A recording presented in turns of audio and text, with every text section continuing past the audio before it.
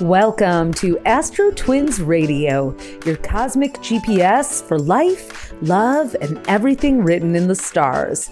We're Tali and Ophira Edut, the AstroTwins, here to decode the astrology of the moment and help you navigate your destiny like a pro.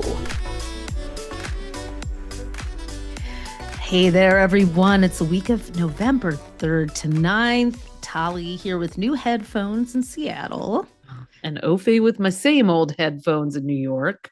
Yes, I had some peeling. I can't believe I'm still using those headphones, but chipped nail polish is my brand, so why not have headphones to match? But it was time to get something new. And I never noticed, but it is funny how you do when I have some peeling headphones. I just don't have them here. Yeah, every time I'm like, what happened? So yeah. It just does. It's a matter of time. Well, we have a very, very busy week in the skies. There's literally something intense happening kind of every single day, which matches up with the energy of the world right now, where it feels like the zone has been so damn flooded that it's like, I don't even know where the life raft is anymore. It's crazy. Tuesday we have a Mars Neptune trine in water signs, Mars in Scorpio, which is aggressive, and Neptune in Pisces, which is passive. So, buckle up for that. Wednesday, then, Mars moves into Sagittarius, very feisty, fiery energy until December 15th. Thursday, lots of truths coming out. Well, yeah, lots of truth. Uncomfortable ones, and maybe ones that are long overdue. That doesn't do it Thursday. Well, we've got the Taurus full supermoon.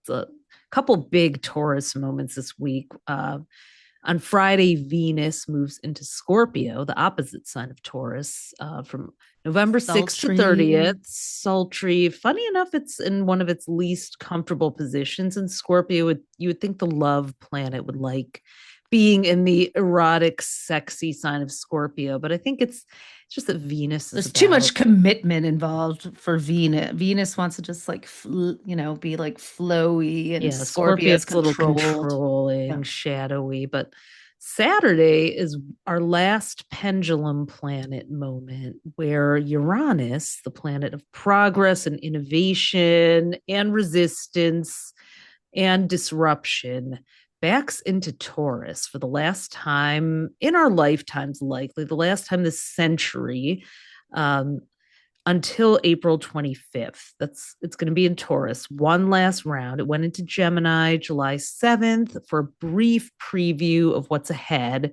It'll return there in April, and it's still retrograde until February 3rd. So Taurus rules the throat, the body, the voice, and Sagittarius is the truth teller. Mars is anger. There's a lot of Venus and Scorpio has a little bit of Kali energy there. Yeah. I mean, from people in Jamaica who are struggling with the devastation of Hurricane Melissa to the SNAP benefits and the Head Start shutting down and all the people who are not going to get paid because of the shutdown.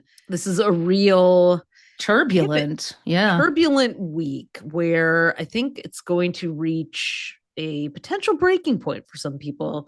Taurus also is an earth sign. It rules farms. We have the Farmageddon happening. We've had a lot of job losses at Amazon, CBS, so many places. There's a lot of change in the air. Also, just thinking about how people probably right around the time of the Taurus full supermoon are going to find, Taurus is grassroots. Let's talk about that too. People are going to find out who their mayors are. There's going to be some new mayors. Will Zoran Mamdani win the New York City election? And they're also going to find out how much their health care costs are potentially going to increase if the Affordable Care Act does not get extended and renewed. So, there's going to be a lot of on the ground anxiety this week. I think we all are going to need to be very mindful while we're out and about and very Yeah, if you sensitive have, to yeah, people and are sensitive to people around us, and what they might be going through. I just feel like people's stress levels are going to be ratcheted up. So if you're driving, even just walking down the street, just like be aware of yourself and also other people who might not, who might be so caught people who up are in stress. agitated Yeah. and stressed. I mean, it's now November, which is hard to believe. It feels like we got here quickly, but then also feels like we lived a century this year with all the craziness. But this month we've got two more planets going retrograde. We're opening the month with Saturn, Uranus, and Neptune retrograde. And then we're going to have Mercury on November 9th to 29th and Jupiter on November 11th until March 10th. So we're going to have to navigate slowdowns, in some ways, retrogrades, especially the outer planets from Jupiter on out.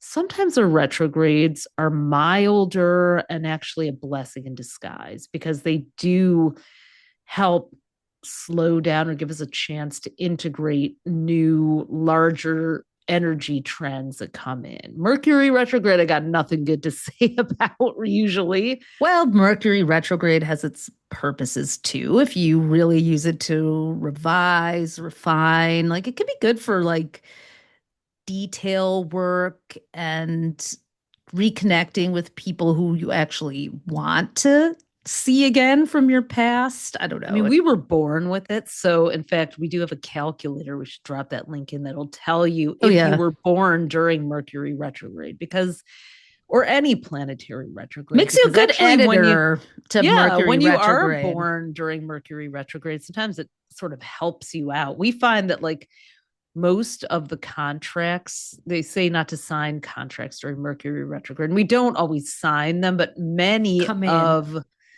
come in, so we're kind of like, ooh, Mercury retrogrades here. What kind of interesting offers are we going to be getting Right. during this time? So, but and we've heard the same from other people, but nonetheless, you Well, still let's want to take those precautions. Well, Mercury is already in Sagittarius as of last week, and I have already felt it kind of driving up more outspokenness. But it's going to be retrograde in Sag, November 9th to 18th. So it'll be riding alongside Mars pretty closely there. And so those words, those passionate, ideological, zealous words, our candid opinions.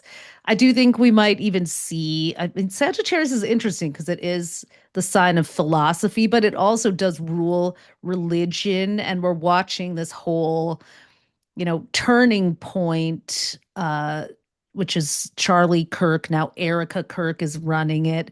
They're kind of really coming out front and center, like big in the media. I think I know that there was a huge turning point convention. At least they made it look like it, but it did appear that there were a lot of young people who were there, which personally I find chilling. And it's like, kids, do you really want to go back? I mean, maybe everything runs in cycles. Do young people want to go I think back to what the 1950s? people want hope, but then they're also easily led to scapegoats. And I've noticed that a lot since Mercury went into Sagittarius. As a Tucker Carlson, who's a Taurus, super conservative, like right-wing pundit, interviewed Nick Fuentes, who's a known white supremacist Leo, on his show, and is getting a lot of flack for it. But a lot of the things people are just saying since Mercury went into Sag, and I think Mars in Sag is going to ratchet that up too, especially when Mercury's retrograde. Like, we really have to be careful what we listen to. I think the barrage of angry, kind of hate speech and hate stoking, anger stoking, even if it's good, like this week, there's going to be a lot to get angry about just from the looks of the planets. And you need an Outrage is opposite, important, but yeah. but you need a place to go in between there. That's all. Like I think it's important to feel it, but you also have like your panic room that you can go to, and like close out I mean, it's getting everything. to be so much. It's like I don't even know what to do with the outrage of the moment because it truly is just, it's you hear about injustices at a such a rapid rate now. It's like there's no time to even process. It's like you hear something and just hearing about it, much less experiencing it. We're lucky that we're only hearing about it at the moment and hopefully But ongoingly. But reality feels like a conspiracy theory this year. Like what would once have passed as no way, that's not happening. Actually is. I mean, one of the things this week, speaking of Turning Point USA and the whole convention, was JD Vance, Leo, came out and he gave Scorpio Erica Kirk, like they embraced in this way that truly set things off for a lot of people, like WTF, alarm she was bells, wearing like, those tight leather pants. He put his hand on her waist and and hip she was and like, had her hands like in his head, in his hair. I was like, this is like making giving out in illicit the, affair. it was Yeah. totally giving illicit affair. But now, people are, and then he like kind of shaded Usha. I mean, She's a Capricorn, openly, right? yeah, she's a Capricorn. I mean, get Usha, blink twice, get the hell out of there. Like, basically saying, well, I hope one day she comes to embrace Christianity. Essentially, she's Hindu, but like,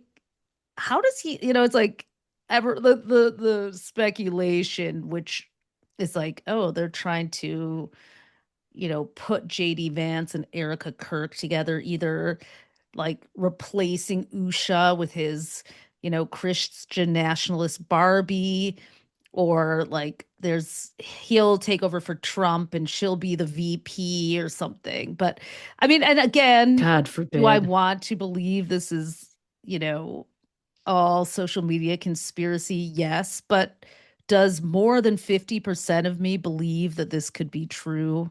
1,000%, because we've seen everything is just that we're watching right now is scripted and planned. Last week we were talking about reading Project 2025, and I actually have the Democracy Now. They did, we read Project 2025, the People's Guide to Project 2025. I'll put the link in. This is a must read, but it is a little late because more than half of it has actually been enacted. I feel like I should Yeah. read a few of these Read it, things. Talia.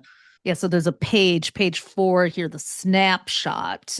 Propose, and this was released in July of 2024, so over a year ago.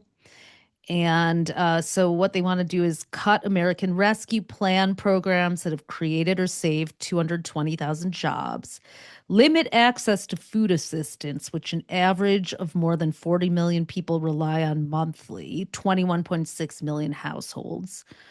Rollbacks did that, basically, are doing that. Rollback civil rights protections across multiple fronts, including cutting DEI and LGBTQ plus rights in healthcare, education, and workplaces. They're doing that. Mm-hmm.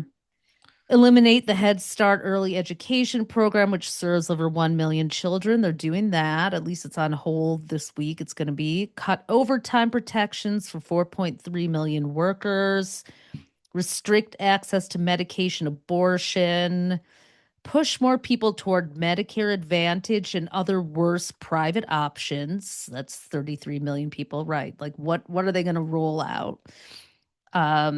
Expose the 368,000 children in foster care to risk of increased discrimination, deny students in 25 states and Washington, D.C. access to student loans because their school provides in state tuition to undocumented immigrants. Huh. So this is, I mean, they show how exactly what and how they're going to do it. And it's all very calculated, very well planned out. Steve Bannon, a Sagittarius. I know he's not in the Heritage Foundation, but the Speaker of the House, Mike Johnson, who's an Aquarius, and Russell Vogt, who's an Aries, have been just like they're now installed. And one of the ways they'll do it is installing Heritage Foundation people in government positions. Well, they've done that. Russell Vogt is the head of the OMB, the Office of Management and Budget. So, this is a time that we're in, and how does this, astrologically, Jupiter is in Cancer since June 9th, which is sort of, we even predicted that this past year in our 2025 horoscope book, that was going to bring a rise in xenophobia. Right before the Great Depression, which there were some similar signatures to what's happening now in the 1920s as well. Anti-immigrant sentiment was on the rise. Farmers were being displaced by technology. Consumer credit was created in the early 1920s, and debt. So what's happened, I've been reading the book 1929 by Andrew Ross Sorkin about the Great Depression. One of my reference materials for parts of the book that we're writing, the historical and trend forecasting parts. So we are repeating a lot of that. It's interestingly, I learned from the book that Mar-a-Lago was built for a woman commissioned by a female socialite in 1924. And, you hear Mar-a-Lago and you think Trump built it or it's his. But I took it over in the 1980s. Oh, wow. I thought it was named for his mother, Mary Trump, but no. Wow. No, not at all. Yeah, I know. The legend of it, it's like you would think it was like the Trump's personal palace, but nope, it is not. It was built in the 1920s, and then it was actually given in 1973 after the woman who created it, Marjorie Merriweather Post, it was given to the National Park Service, and they were hoping it'd be used for state visits or as a winter White House. So he didn't even make that up either. So he got it in 1985. He acquired it and used it to live in as one of his residences, and then converted it 10 years later into the Mar-a-Lago Club. So it's only been 30 years that it's been a club and has a much longer history prior to that. Just like he'll probably one day try to take, credit for the Rose Garden that he made, Club Rose Garden. The Olive Garden, yeah. The Orange Garden. At least the White House has a new marble bathroom for him, Oh my God. It's so Marie Antoinette. And as I'm looking at the full moon in Taurus and Uranus going back into Taurus also the shadow of it, even though it's like associated with like hard work and populist communities, farmers, laborers. So with the full moon and Uranus going back into Taurus, and then Mars, which is, outrage too, being in truth teller Sag, which also rules media and journalism too. Yeah, that's why I'm like, we are going to hear some real pushback, but we're also going to hear some horrible rhetoric this week, is my prediction. And I also think, Taurus, one of the shadow sides, it is the ruler of money. You can see, opulence, just like complete wasteful, hedonistic spending, and the greed, the ostentatious displays of wealth, especially with Venus and Scorpio, the haves and have-nots. It's going to get ugly this week, especially with the elections. I mean, Andrew Cuomo, who's also running for mayor, is a Sagittarius, and Mars goes into his sign November 3rd. I don't know. I'm not quite sure how this election is going to end up. Venus has been in Libra, which is Zoran Mamdani's sign. So he's kind of had the halo effect of Venus helping him out, even as he's faced a lot of Islamophobia. And questions about all kinds of things. I mean, he's a controversial candidate because of the different populations, because of his age, New York City, his stance on Israel. And it's just, but what he's done is what the Republicans did, or what Donald Trump did, which was, whether it was true or not, he painted a picture of a different future, and the Democrats are giving status quo. And that's, at least that's what they're being accused of. And that is why people are not going to the polls. Well, the Democrats who are at the top are doing Right.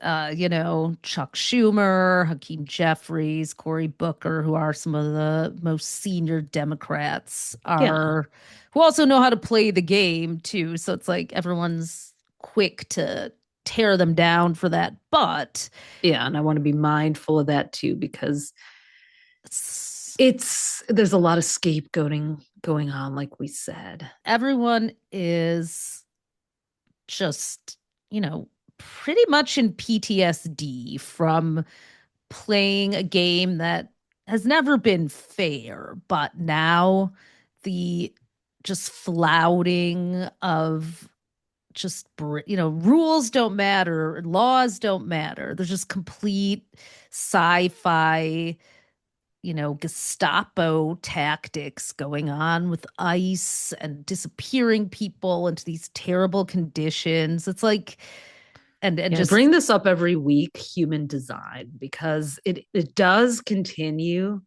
Human design is truly like astrology with 3 extra dimensions to it. And we have a whole report in our 2026 horoscope book, which, if you haven't gotten yours yet, little plug for that, because they are definitely popular holiday gifts, and we want to get those out to you, especially with Mercury retrograde. Give you a roadmap for next year too, because we're not going to lie to you. We're not going to candy coat it. Next year is going to be a stormy one, but also one where there's a lot of opportunity. There's a lot of change and but it's not as like murky as it is this year. Like, it's a 1 year, it's a fire horse year. Planets are settling into fire and air signs for longer times.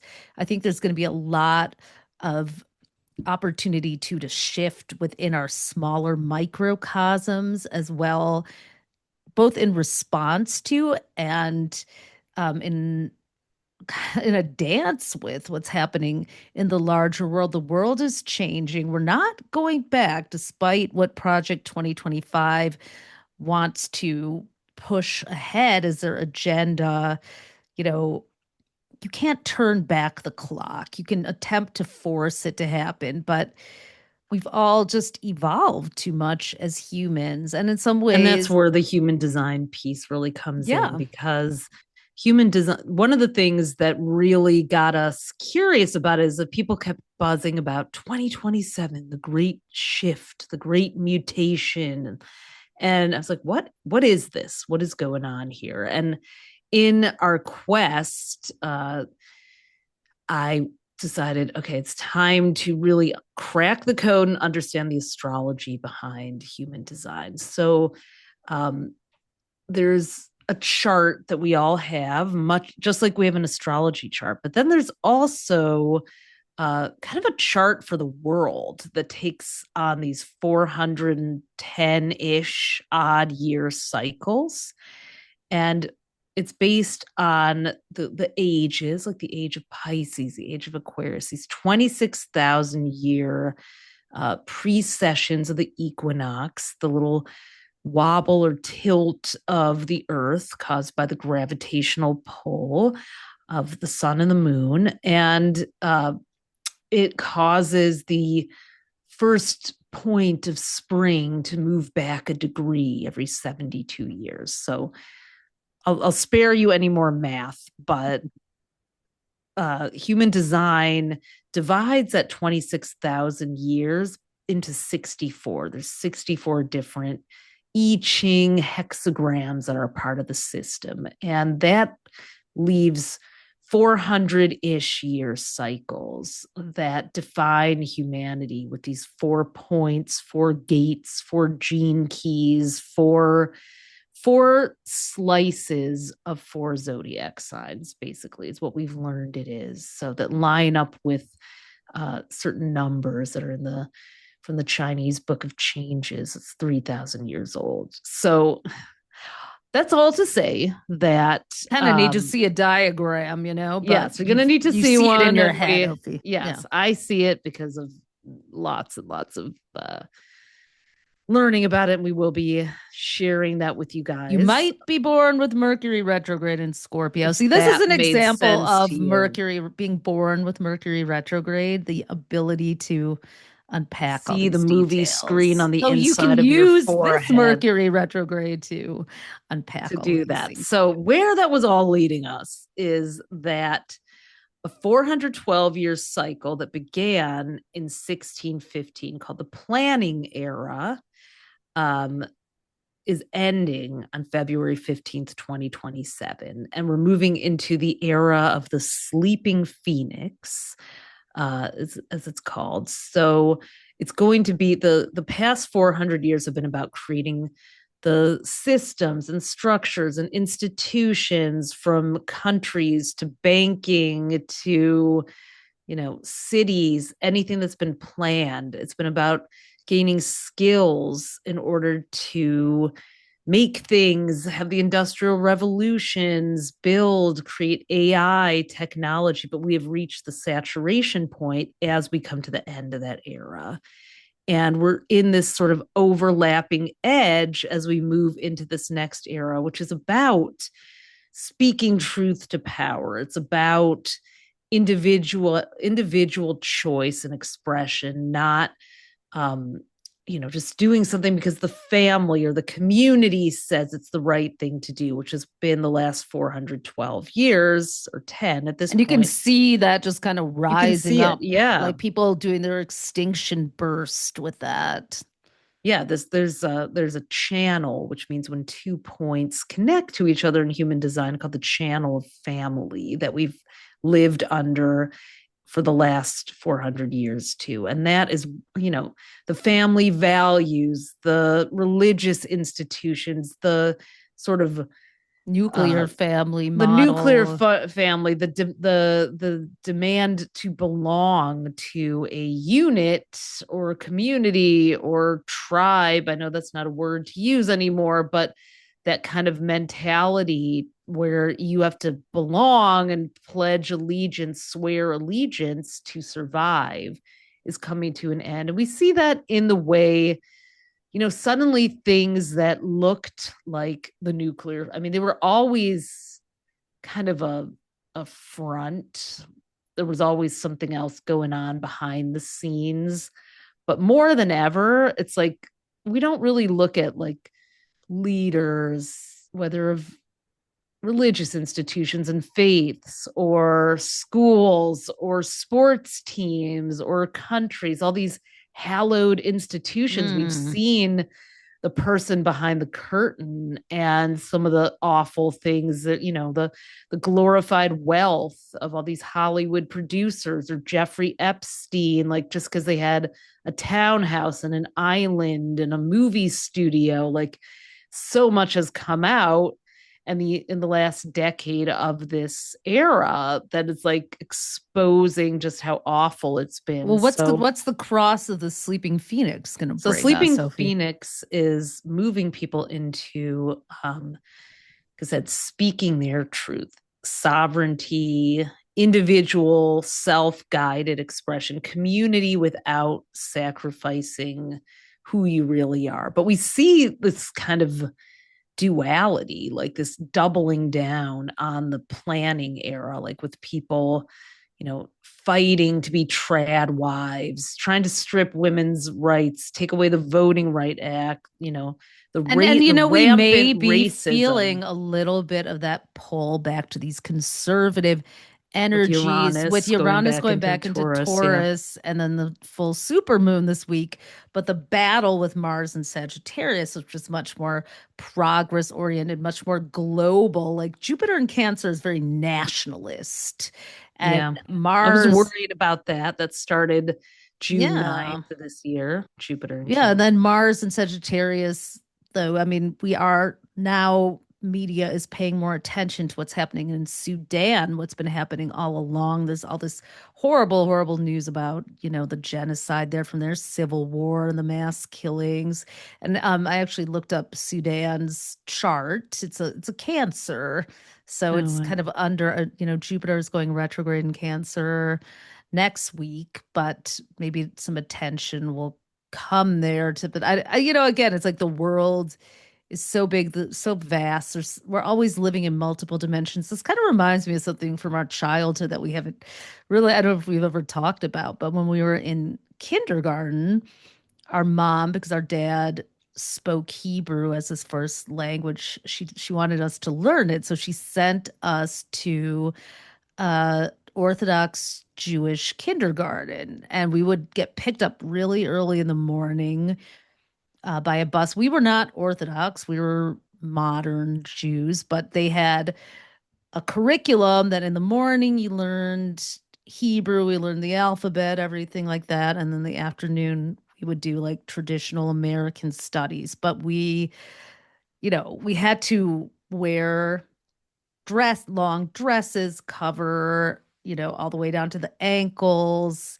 We kind of were interlopers in a way. And it was like Mhm. a lot of the things that they would say to us in the school, it was pretty much evangelical in some ways, but it was like, you have to, like we got a lot of like, don't break the chain, or you have to keep you have to keep other people out, or you'll lose the tradition. It was like the modern world was like created as this thing for all those other people, but I we think they call that a cult, but exactly. Well, I know we basically went to a cult for kindergarten, but then we would, when we weren't at school, we were like the only Jewish kids on the block that we lived in.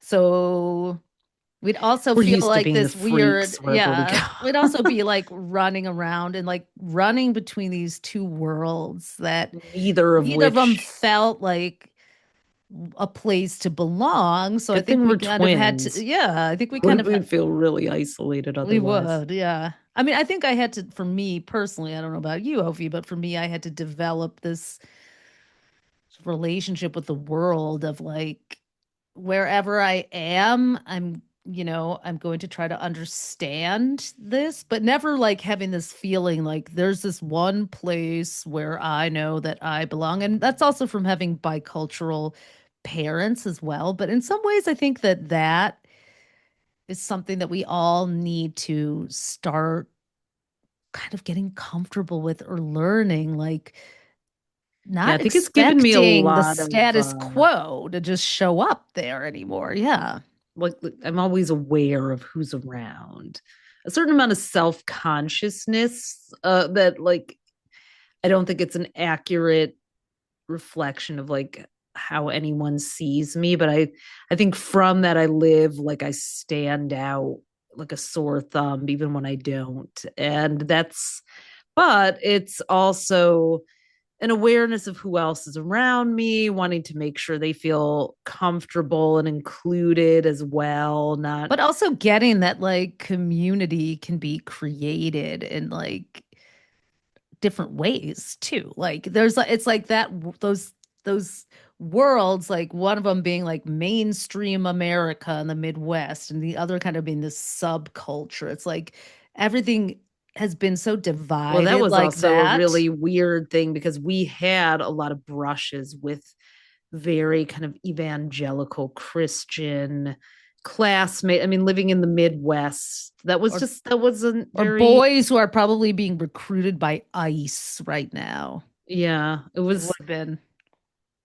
yeah. I mean, we get to live in the bubbles of New York City and Seattle now, but our upbringing was definitely not in that. And we we've know really how the majority traveled. of the Yeah. country probably thinks. And they think, being a good Christian or person of faith is the right way to live. And for many of them, that is the moral code that has guided them. And during the cross of planning, has been fine. But as it's mingled with politics and been perverted, I'm just going to call it that, by people with racist and hateful agendas, I think that it's really hard to know what is a healthy amount of any ideology now. Yeah. And it's like, where, looking for having that childhood experience of feeling like, oh, I don't belong anywhere. It's like, well, instead of trying to figure out how to belong, I like to go through my adult life creating welcoming spaces around me so that Mm-hmm. other people feel that they belong around me. We don't But even have to worry about that feeling, because it's a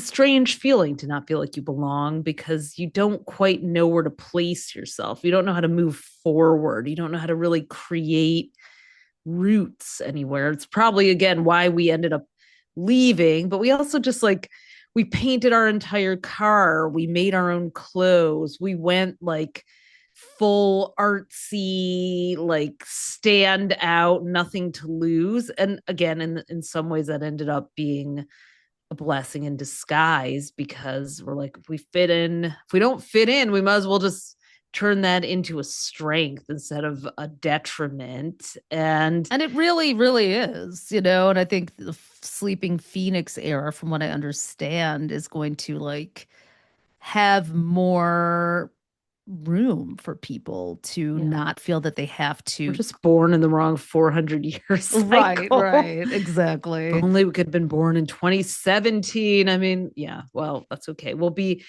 sorry, 20 if only we could have been born in 2027, but we'll be reborn then perhaps. And I mean, it's a 400-year cycle, so it's going to take time, obviously, to shift. But it just leaves me wondering, it's been helpful to have that layered onto 2025, because it's like, is this part of all of the stuff that's falling apart, all these institutions? Maybe it is, and not because I want it to be, but because it makes me go, all right, this apocalyptic takeover that these pundits are trying to convince us is going to happen, maybe it's not. Maybe we have to also fight off being told, well, like how Steve Bannon talked to The Economist and said Trump is going to be president in 2028 with this cocky assuredness, thumbing his nose and flipping his middle fingers at the Constitution. It's like he said it with such conviction that it's chilling, and you go, okay, well, they have By all the this way, power. Yeah. that's part of the church, that Norman Vincent Peale, that was part of his power of positive thinking To technique. plant an idea with You certainty. say it's beyond that. It's actually manifestation. It's like, act as if, you speak as if, and you hear Trump do it all the time. We have the best numbers. We're going to do this. The way he talks, if you listen, is like in future tense. Well, He's that's the dopamine of hope. That's what it's creating. It's painting this picture that gets you excited and caught up. I mean, it's the oldest Carney trick in the book. And it really is. I think I feel we like just it's have like to a learn what they're all doing. To read Project 2025. We have to learn about Norman Vincent and Peale. also bring back some law of attraction. When was people used to, some Jerry and Esther 2006. I think it Hicks. was The Secret, I think, came out, or it was maybe 2005. I'm not sure, but it might have come out the last time the nodes were in Virgo and Pisces. I'm gonna have to check I on wouldn't that be one. surprised. Well, it's our words do create worlds.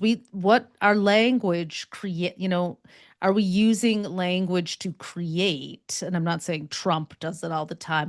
But the right has become very good at it is essentially lying is what they're really good at. But I also think there is a technique going on of speaking things into existence, and then it causes dissonance to other people who are like, that's not true, that's not happening, you're and then it's like everyone's just spiraling out trying to get their right and left Well, it's a brain cult technique, hemispheres. Tali. It is, yeah.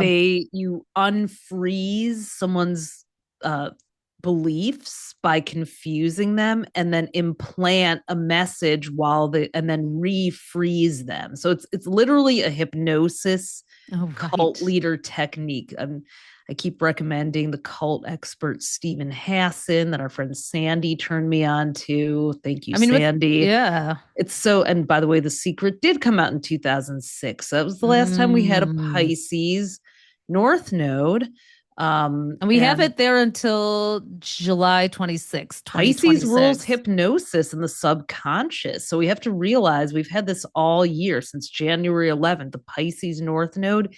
We are like astrologically in this collective hypnosis sensitive time. We have to like people are being hypnotized. People are being yeah. And you know what? I think they're pissing us off with all this Virgo information that we're being flooded with. But what's really, because like we keep saying nothing makes sense, that's because it's Piscean. It's in the realm of the subconscious. So I think we have to get smarter and stronger about protecting our subconscious fields. If we want to start gradually turning the tides with Uranus out of Gemini. Now, Gemini is words. Uranus in Gemini is total Svengali manipulation, especially with Jupiter and Cancer amplifying people's emotions. I mean, the stage is set for a collective hypnosis this year. It has been. But now Uranus is leaving Gemini. And those beguiling words may not be so. Taurus, people are going to start to make demands. Taurus is going to demand, show me the proof. Taurus wants receipts. And yet I'm just laughing right now because I think about how the way we name our books every year just always winds up showing more and more just, avenues in which it shows up. We named 2025, the year of the divine pendulum. And I'm thinking about how people are being hypnotized even by religion. And think about the pendulum, the pendulum you are getting very that's sleepy. what I mean. It's like the pendulum is used by hypnotherapists or old school like hypnosis, like carnies, but also just like divine pendulum, like even within our own culture, like, it's like, were we hypnotized by this idea of what Israel is supposed to be? Or what is it? Are we hypnotized by these stories that we get told and that so much that we don't see the whole picture? Are we hypnotized? Look at the turning point, I saw this woman. It was really frightening. She was on Instagram. I don't know how she got in the algorithm, but she was like, all I want to do anymore. I don't care about anything anymore. I don't care about, going out. I don't care about getting my nails on, the celebrity gossip. All I care about is going home to him. And I know when he is ready to call me. She was basically talking about dying and going to Jesus. Oh my God. But she was like a 21-year-old, but she wasn't saying, but I'm like, are you trying to start some like death cult here? Like what is going on? Because the glorification. Mass hypnosis. I mean, I know. Jupiter and Cancer, people wanting to belong to this family, the cross of planning. See, the thing about the cross of planning, this last 400-year era, is that, and we talked to some great human design experts too, like Emma Dunwoody and the two women from De Luna, Dana and Shayna, and Ilona, Pamplona. So they've all underscored what we're seeing. Cordova too, and right? Stacey Cordova, yep. They all underscored what we're seeing, which is that the last 400 years have been about your security coming from outside of yourself. This whole daddy's home, He's going to take care of it. The system is going to take care of you. And we all know it isn't true in our our innermost selves, but there's a despair, there's a terror, there's a hysteria, the idea of being self-sovereign, self-directed, and believing that you have enough within yourself to survive. We have been hypnotized out of believing that. And we have to unhypnotize ourselves now, I think, during this divine pendulum backswing, so that when Uranus comes back into Gemini, and I mean, Saturn and Neptune are in Pisces, which rule that whole and the North Node right now. So we are very much in a spell worthy kind of time. Well, notice where there's a spell being cast over you. And with Venus going into Scorpio, there's no better time than present to cast your own spells. While we have all these water planets, and Earth. I mean, Uranus and Taurus, the emotions live in the body. We have a lot of even though, yeah. I mean, I've been hearing about like women who are, honey potting, like women on the left are honey potting ICE agents to get them to take pictures with their masks off and then posting them, which, that's a kind of spell I approve of. I don't even know if that's so much of a spell as it is just like a smart tactic. I know. At this point, in the name of justice. I mean, I'm willing to have a spell if it breaks the shit up, but, I just won't be casting it myself. I think really we need to be looking in the five. I said this a couple weeks ago, and it's a tricky thing to say because a lot of the times it can suggest a spiritual bypass against, don't read the news, just work in the magic realms. No, we need to know what's going on this planet in the material world. But what we don't need is to be seduced into being hypnotized by it to the point where we give away all of our power. And it's so easy. I'm fighting that every second. Every time I open Apple News or Instagram or see any kind of news, it hurts my soul and my body feels it. And how can people be so cruel? How can this be happening? I wonder if Mars and Sagittarius is going to bring a revolt in the media too, against like all these companies of now. They're like Larry Ellison is bought up, and Bari Weiss, who's super right wing, is now, I think she's Sagittarius is also inclusivity too. Yeah, so all the like hateful DEI cuts and everything. I mean, like, Malcolm X said chickens coming home to roost. He was a Taurus, Uranus and Taurus full moon. His words are echoing for me. It's like, you cannot do this to people and expect that you can scapegoat lambs forever. To the slaughter. Yeah, it's not. And yeah, I think the independent media revolt. I don't know what will be born from this destruction. Like, maybe some of these huge monopolies and monoliths that we've all just quietly, like you talked last week about us being like the frog in the pot of water that gets slowly heated up until it doesn't even realize it's being boiled. It's like over the last, 2 decades for sure, as technology has advanced and blended with media, like we've gotten so accustomed to these, systems being in place and these kind of, enterprises that we haven't really questioned them. And now they might be, blowing themselves up. Look what happened when ABC Disney tried to take Jimmy Kimmel off the air. We've had success. That was at least a good victory when he came back, even if he had to sort of kiss the rings. A little bit, but he's still doing his thing. Just to get back on. He's doing his thing. South Park, I can't wait to watch this week. Is there another one? Oh, I've been waiting. They did something about the demolition of the East Wing of the White House, and I think Pam Bondi is on with shit on her nose, which is like really hilarious. Oh, wow. So it's well, that's good for there goes Mars and Sagittarius, like comic relief. Truly bullseye with the truth. So I just be careful this week, be safe, and learn about Norman Vincent Peale, read Project 2025, educate yourself about cult and hypnosis tactics, because once you name them, once you see them and too, you start to see them, once you understand the mechanics. I mean, learning human design in the last 6 months of 2025 gave me